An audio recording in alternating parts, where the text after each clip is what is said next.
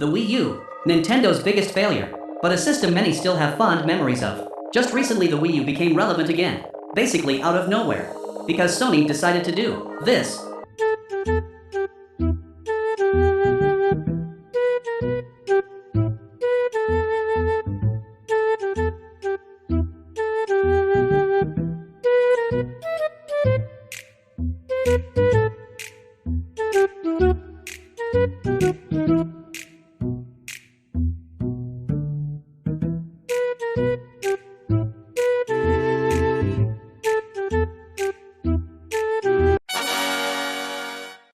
They sawed a DualSense controller in half, stuck a switch screen in the middle, and gave it the name Project Q, with the Q standing for questionable, I guess, because it is a very questionable move for sure.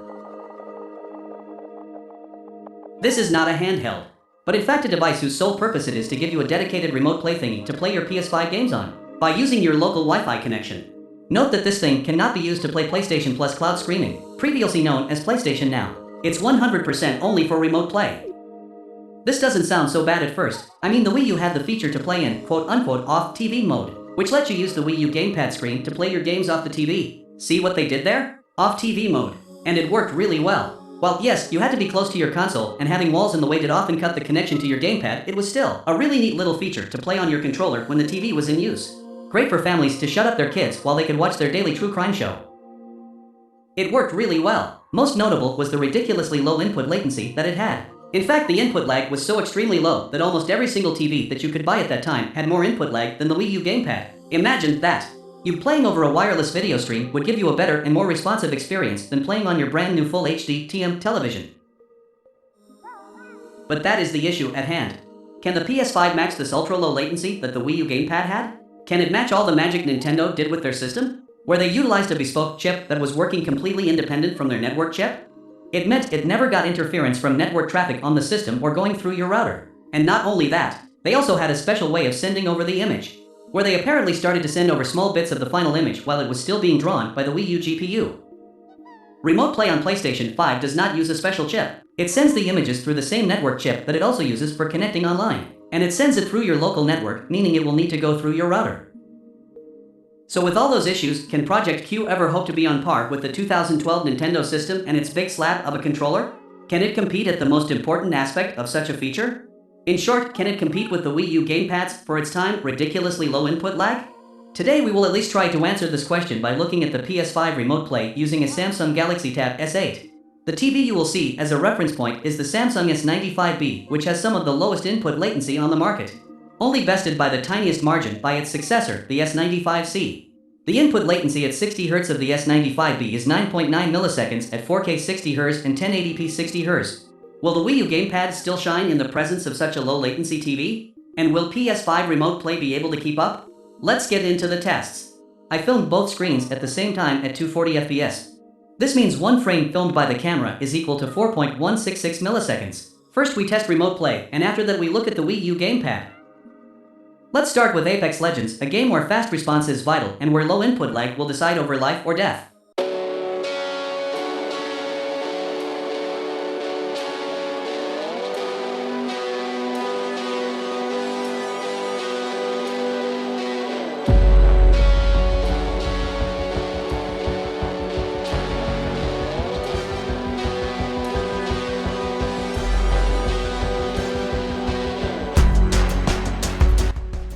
With an average latency of 64.573 milliseconds, it will feel like playing without game mode or playing on a really bad TV. For Apex Legends, this would be fatal, as even really old mid-range TVs usually had less than 30 milliseconds of latency. Also, don't forget that this is 64.573 milliseconds of additional latency on top of the Samsung TV's 9.9 milliseconds, which means the total latency of Remote Play here would be more than 75 milliseconds. Next, we will test the demo version of Street Fighter 6.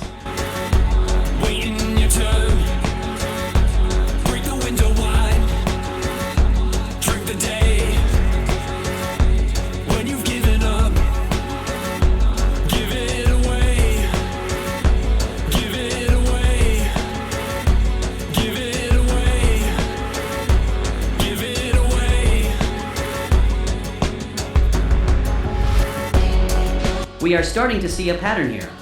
Next up, Fortnite, which is set to the 120 frames per second mode. This should reduce the latency of the game on both the TV and for remote play. Remote play only runs at 60 frames per second no matter what, so you won't get actual 120 frames per second when playing remote play. The console will simply only send every other frame instead of every frame.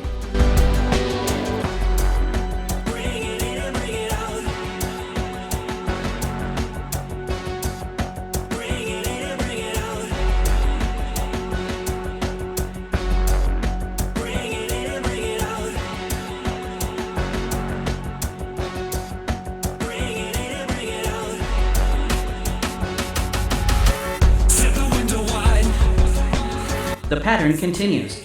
But while the latency of remote play itself is basically the same with this 120 frames per second test, you will still feel less latency due to the higher frame rate, giving the game itself less engine-related lag. Meaning, whenever possible in remote play, people should try to use the 120 frames per second modes of games whenever available. Okay, now the moment of truth has come. Let us test the Wii U GamePad. We will start with a game where latency is of utmost importance. Will the bespoke technology of Nintendo's 2012 home console failure hold up in today's world, where TVs have lowered their input lag way beyond the TVs of its time? First, we will test a game where latency is of utmost importance. Super Smash Brothers!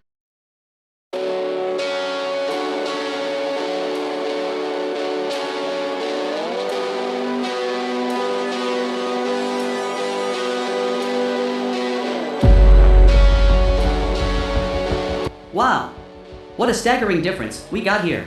This is basically on par with a cheap TV or a TV from a few years ago. Remember that the Samsung TV's 9.9 milliseconds need to be added to get the full screen latency, which would mean around 30 milliseconds in this case. In a 60 frames per second game like this one, you will on average get 1.5 additional frames of latency here compared to the modern Samsung TV. I did not expect it to hold up this well. Next, we will look at Super Luigi U.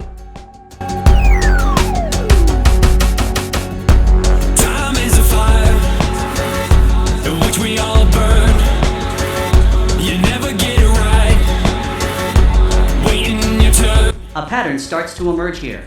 It seems like the Wii U GamePad has around 16.6 milliseconds of additional latency compared to my TV, with some small variation that could be down to a small measuring error. So around 26.5 milliseconds of total screen latency. Just wow! Next up, I will do two back-to-back to round off this comparison video, since it's getting a bit long at this point and I don't want to unnecessarily bore you with my presence.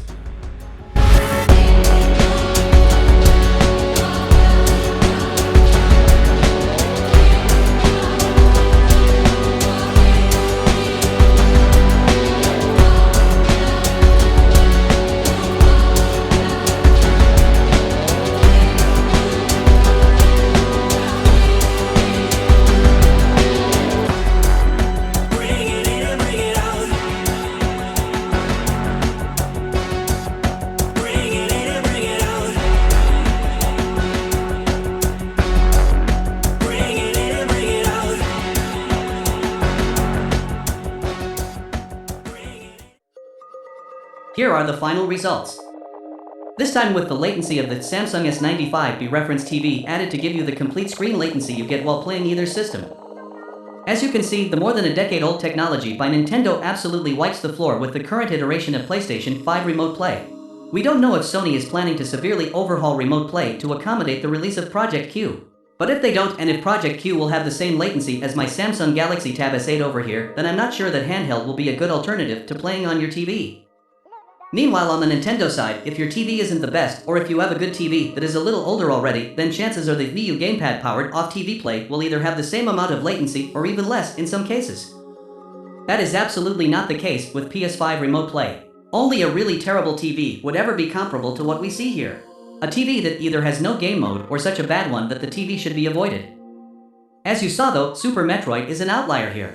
This could have something to do with it being a virtual console game. Maybe virtual console games don't have access to all the behind-the-scenes magic that Nintendo's GamePad technology is using for native Wii U titles.